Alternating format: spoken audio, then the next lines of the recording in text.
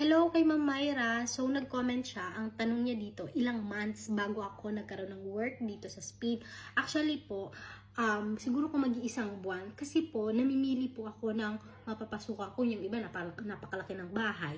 Yung iba naman, 5 yung mga bata. Eh, naku, ang late-late ko lang. And then, yung iba naman super baba ng sahod.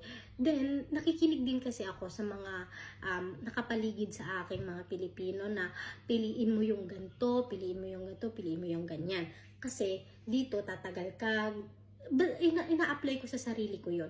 So, nung nagtatry na akong mag-work, mag-part-time, one day, ganun, doon ko na-realize na super talaga, thankful talaga ako na may mga Pilipino talagang tumutulong at nagagabay sa akin ng mga time na yun.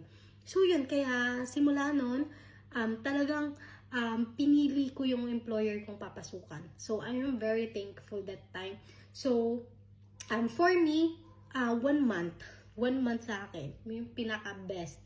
And yung sa iba, hindi ko na alam kung tinatanggap nila ang isahang offer. So yun, nakadepende nakadepende sa inyo. So yun lang, bye! Comment kayo kung may mga tanong pa kayo.